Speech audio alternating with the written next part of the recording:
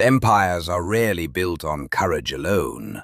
Sometimes they're built on addiction. Today we uncover the forgotten story of a single drug, produced in island jungles, smuggled across oceans, and taxed so heavily it made the Dutch one of the richest colonial powers on Earth. This is the drug that bankrolled an empire and almost destroyed millions. When we think of European empires, we imagine spices, sugar, gold, tea. But for the Dutch, another commodity quietly overshadowed them all: opium. The Dutch didn't invent its trade, they simply perfected it.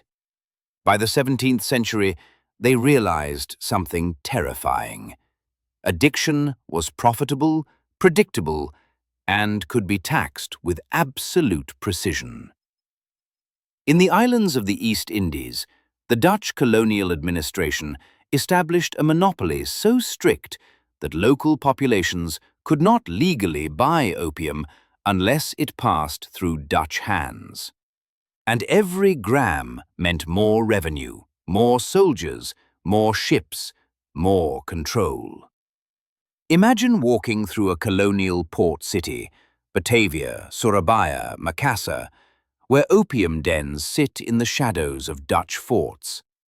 Every pipe smoked was a small tribute to the empire. The Dutch East India Company, VOC, was more than a trading corporation.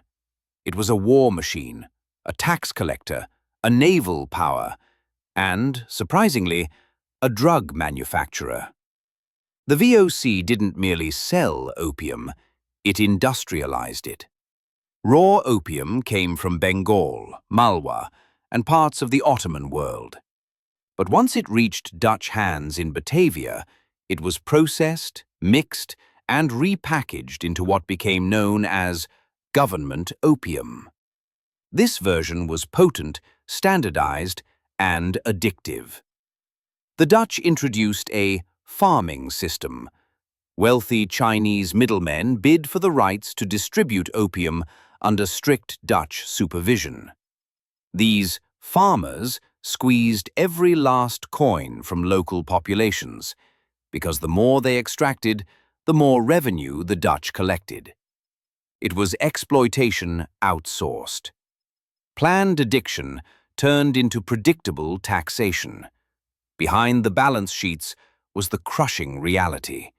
Entire communities were enslaved, not by chains, but by dependence. Opium dens spread like a shadow across Java, Bali, and Sumatra. Farmers used it to ease pain after long labor. Fishermen smoked it to stay awake through the night.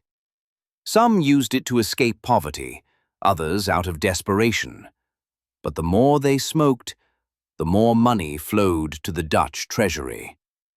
The colonial administration documented everything: consumption rates per district, projected addiction growth, and expected yield per smoker. It wasn't just a drug market, it was a system designed around human vulnerability. Imagine yourself walking into a dim opium den, quiet, smoky, detached from reality. Every person inside is unknowingly financing cannons, forts, and ships used to keep them subjugated. By the late 1800s, opium revenue wasn't just helpful, it was vital.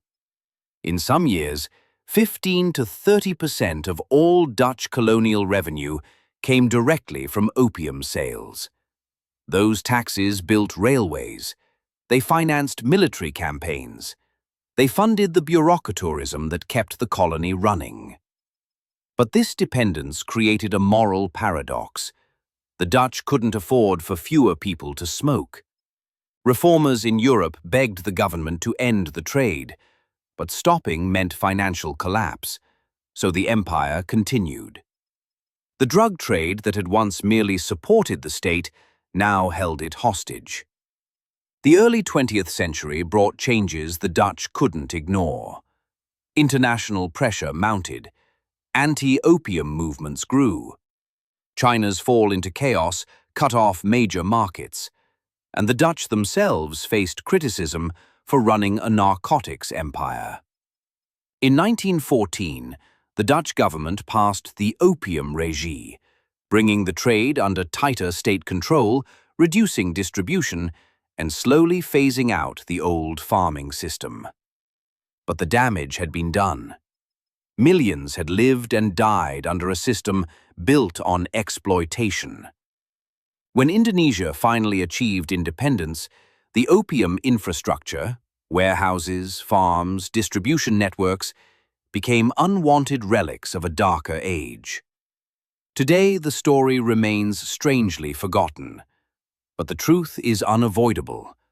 An empire was built on addiction, and history almost erased it.